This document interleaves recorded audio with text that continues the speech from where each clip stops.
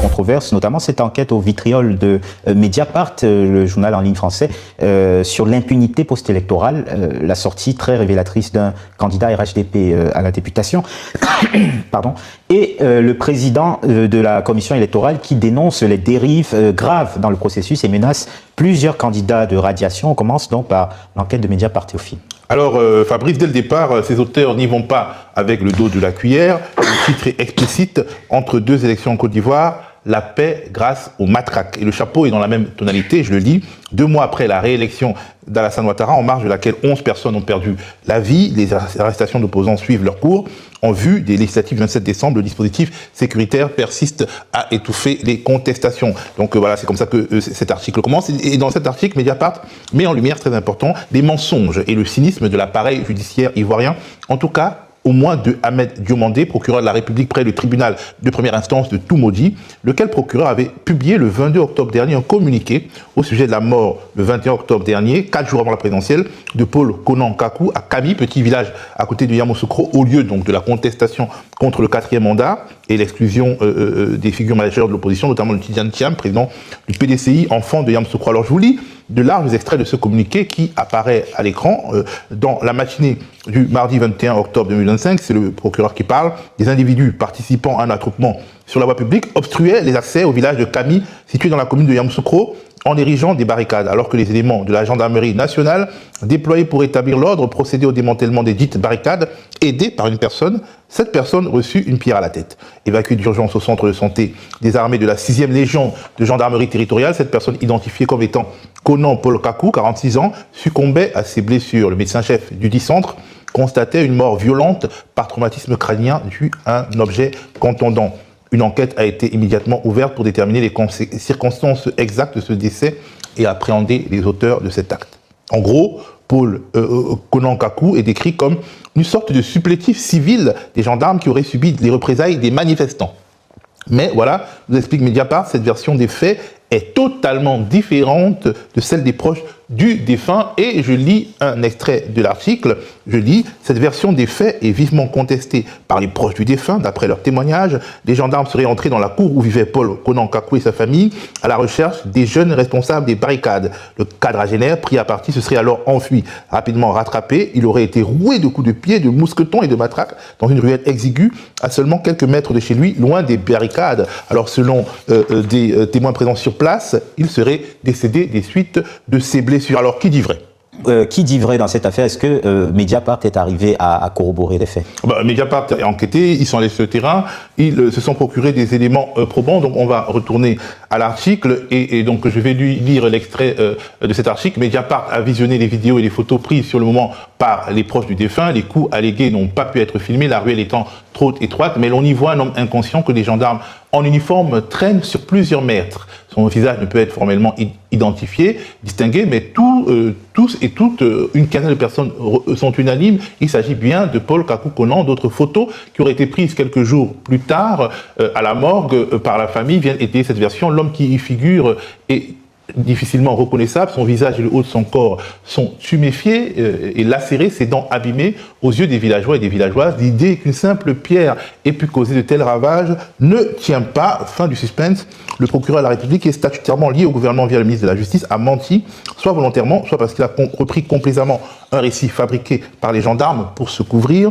Cela signifierait, dans ce cas, que ces équipes n'ont absolument pas enquêté. Le plus grave est que, mis face aux évidences, le ministre de la Communication, Amadou Coulibaly, continue de couvrir ses mensonges, parle de faux témoignages instrumentalisés par l'opposition dans le but de présenter un régime liberticide, autoritaire, qui tue ses populations, et il martèle: nous n'avons enregistré aucun mort causé par les forces de l'ordre. Bref, le déni, le mensonge, le cynisme. Mediapart a aussi enquêté sur l'incarcération pendant 3 semaines à Agboville de 4 enfants, dont l'un était âgé, tiens-toi bien, de 11 ans.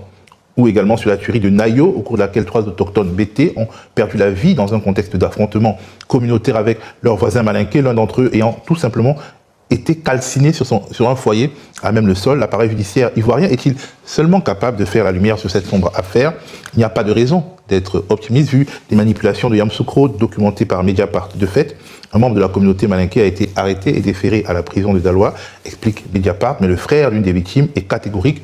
Il a reconnu au moins 2 de ses agresseurs qui vivent à quelques mètres de chez lui. Une sombre affaire. Roland Kwaku, est-ce que ces révélations de Mediapart tombent très mal pour le pouvoir, pour les autorités ivoiriennes? Alors, je ne dirais pas que ça tombe très mal parce que dans tous les cas, ça ne va pas provoquer des démissions ou ça va pas remettre, je dis, l'affaire à l'actualité. D'ailleurs, l'article, moi je l'ai découvert ce matin, donc on n'en parle pas beaucoup. Par contre, ça joue un rôle très important, c'est que ça vient en fait rééquilibrer des guerres de récits qu'on a en fait dans cette crise-là. Où d'un côté, vous avez le gouvernement qui traite l'opposition du terrorisme, qui accuse l'opposition de faire acte de terrorisme dans cette crise, et d'un côté, l'opposition aussi qui de manière très extrême accuse le gouvernement d'embaucher des milices. D'ailleurs, dans l'article de Mediapart, on essaie de nuancer en fait cette déclaration-là en disant que en fait c'est pas tant des milices, mais c'est des populations quand même qui sont plus ou moins proches des idées du parti au pouvoir. Donc en fait, c'est le rôle que la presse ne joue pas actuellement en Côte d'Ivoire. C'est dommage qu'on apprenne ça de Mediapart, mais ce que je veux dire, c'est que aujourd'hui ça crée une question de manque de confiance à la justice en Côte d'Ivoire. Avant cette affaire de Nayo et de Yamoussoukro, il y a eu la fameuse affaire du Bakave, je ne sais pas si vous en souvenez, à Yopougon, et on a tous entendu parler de cette affaire, mais jamais il y a eu de communication sur les poursuites. Le procureur a dit que les responsables avaient été arrêtés, mais on n'a jamais su à quel moment le procès s'est tenu. Donc en fait, ce que révèle cette affaire, cet article de Mediapart, c'est la confiance que les Ivoiriens portent à la justice, et on a l'impression que à partir du moment où vous êtes plus ou moins proche du parti au pouvoir, vous pouvez vous permettre de dire certaines choses, même sur les réseaux sociaux, on le voit avec les influenceurs, mais que par contre, si vous êtes proche de l'opposition, ça peut aller relativement vite dans les poursuites. Donc en fait, c'est ce manque de confiance qu'on a dans la justice là qu'il faut régler. Et pour l'instant, comme je l'ai dit, l'opposition a un récit un peu extrême en disant que le pouvoir emploie des milices, le pouvoir dit que l'opposition fait acte de terrorisme. Et en fait, au milieu, cet article-là vient remettre un peu de nuance, rééquilibrer les récits pour poser des faits tels que ça s'est déroulé. Et je trouve que c'est plutôt bienvenu pour alimenter en fait le débat sur ce qui s'est passé. On parle d'à peu près 11 morts. Pour l'instant, on n'a pas eu d'enquête publique, mais pour autant, je ne crois pas que ça puisse tant bousculer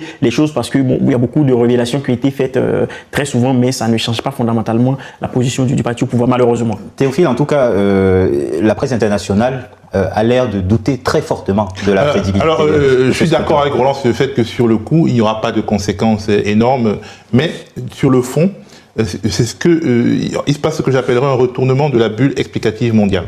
La bulle explicative mondiale, ce sont les ONG, les médias et le regard général qu'elles peuvent porter sur un pays.